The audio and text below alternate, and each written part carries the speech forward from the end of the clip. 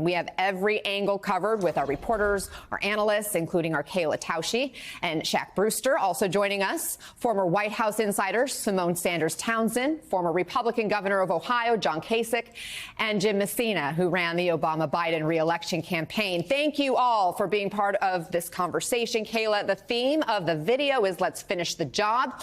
What can we expect from the White House and President Biden in the coming weeks?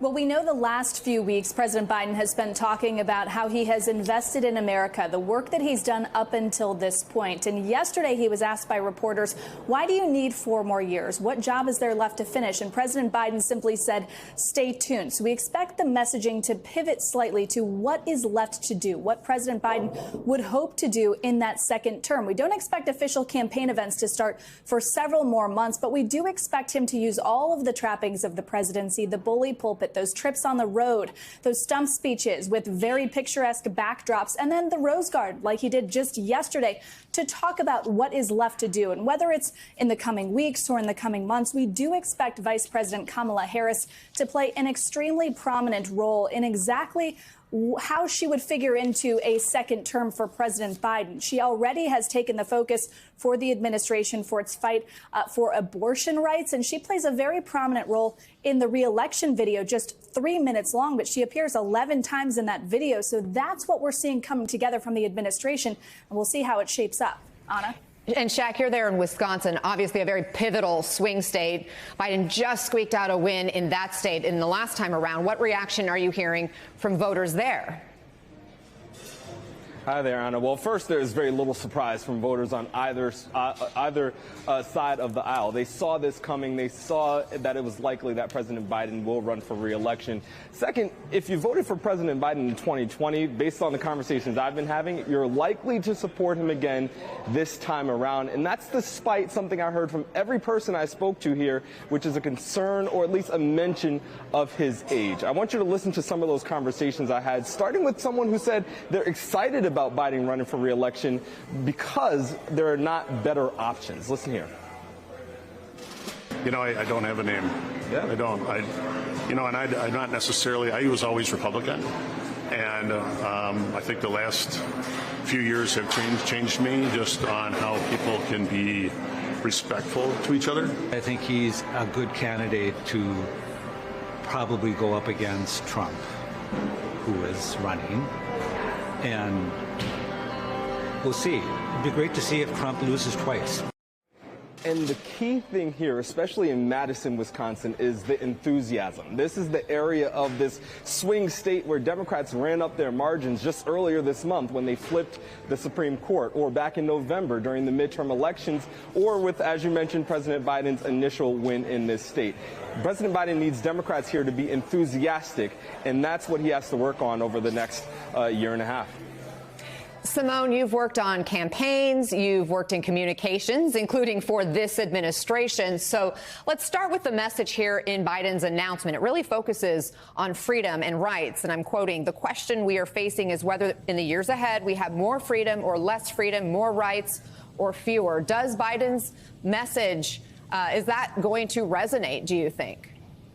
I do think that the freedom message is probably the best way to couch what is facing Americans across the country. We saw this in the midterm elections, in Pat Ryan, particularly in that New York district, one of the New York districts that did go for a Democrat, that was a swing district, if you will.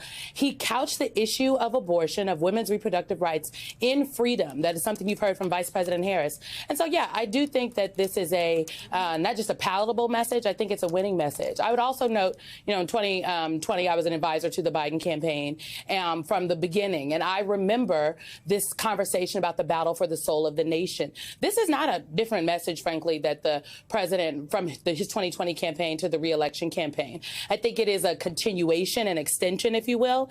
And the question, I think that the voters are ready to receive that message. The question is, how will the campaign go out and sell it? And what I have been hearing from our reporting colleagues and former colleagues of mine who are now involved with this apparatus are saying that, look, the president is going to be the president. He's going to go out there. The vice president is going to go out there and be the president. And they won't be doing many campaign events, but they're going to be selling their agenda. So I don't think things are going to drastically change in the next 2 months, if you will, for what we've been seeing from President Biden and Vice President Harris. And today, for instance, I do believe Vice President Harris is participating in a rally for reproductive freedom. So there you go. Okay, I'm going to circle back to you on the vice president in a moment, but let me turn to Governor Kasich here. Given this focus on freedom, on rights, does that sound like a message that can connect with conservative-leaning Americans as well? Well, I think all Americans are concerned about the economy. I think there's still great concern about inflation in this country. There's great concern about crime. I think it's fine to talk about those things, but I think at the end of the day, it gets down to the pocketbook, and do people feel secure? And look, a lot of what they're betting on is that Joe Biden will be running against Donald Trump. I mean, you heard the gentleman say, well, I guess I'll be for him because I don't know what the other choices are. I'm going to tell you, I'm not certain that Donald Trump will be the nominee. I mean, it's likely right now he'll be the nominee, but we have two cases out there. We have the case in Atlanta about voting interference, which is very significant. And secondly, of course, it's Jack Smith with the documents case. Any one of those things, if in fact he is charged again, could be too much for him to carry. And people may begin to look in other places. For example, the business community, I think, doesn't like Donald Trump. Is it possible for them to get behind somebody else who's younger, who's more dynamic? That poses a real problem for the Democrats if, in fact, that happens. And if the person they pick is able to talk about the issues that people care about, which is inflation and rising health care costs and the border crisis and crime.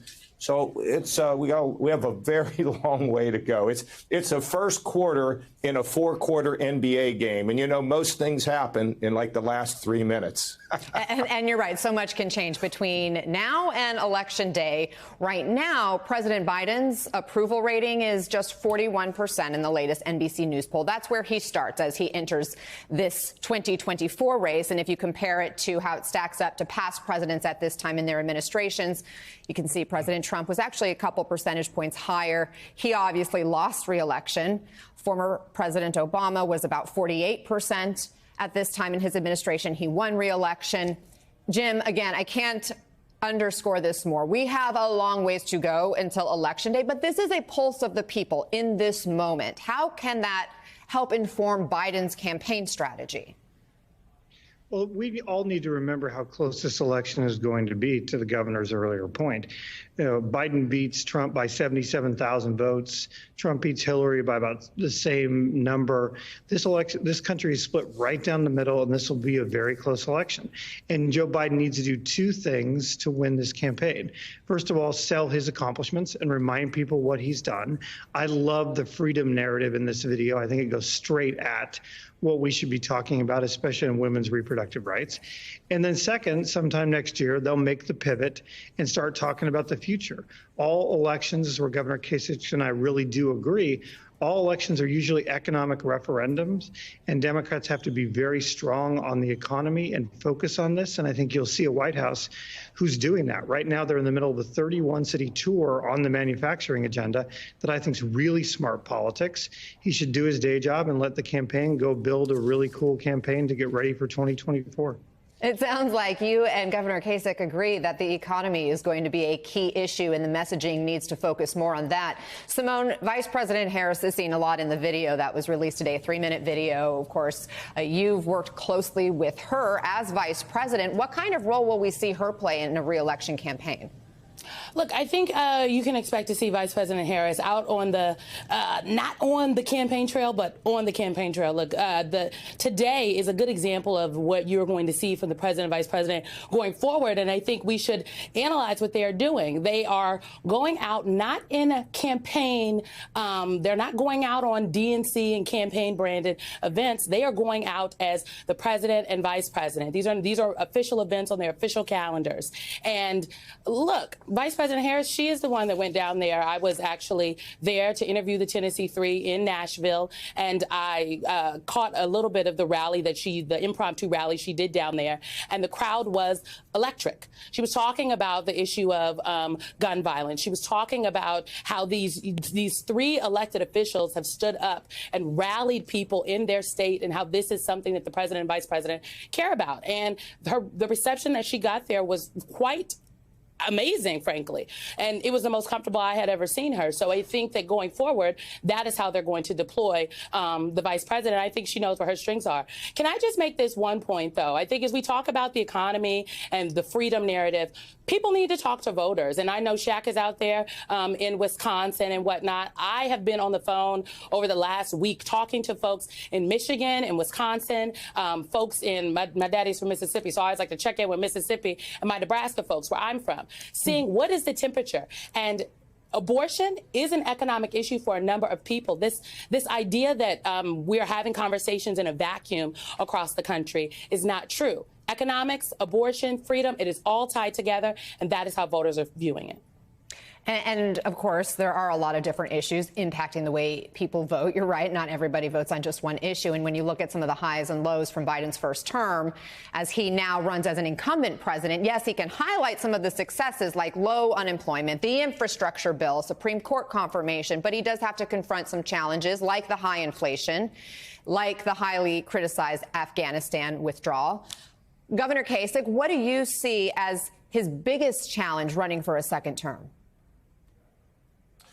Well, I mean, first of all, remember, his approval rating is 41%. Think about this. Donald Trump actually had a higher approval rating, but yet I still endorse Biden, and Biden won. I'm not taking credit. I'm just saying that it's interesting when you compare the two. Look, I think the biggest issue really is age. There's no way to dismiss that, and you're not going to do it with a vice president. I mean, vice presidents don't elect presidents. Presidents have to be out there. They have to be vigorous. Now, look, he can't change his age, Anna, obviously, but his ideas can really matter. And, you know, are people all that excited about the infrastructure stuff? I don't hear it. I mean, maybe they are. We'll have to see. But it's about how he can paint the future. Can he have young ideas that get people excited? That is going to be his greatest challenge. I don't think they can just have a Rose Garden strategy and not have him out there in some aggressive ways, but it's aggressive ways related to his vision of the future that can give people some comfort, give them some hope, and can give them some confidence that even at his age, that he is capable, absolutely capable of being able to run the affairs of state. And, you know, age to me, it's a matter, age is a number. It's the ideas and the attitude you have about age that can make you a heck of a lot younger than what the numerical number is. That's his challenge, in my opinion. Let's continue the conversation another day. Thank you all so much for joining us right now. Appreciate your time.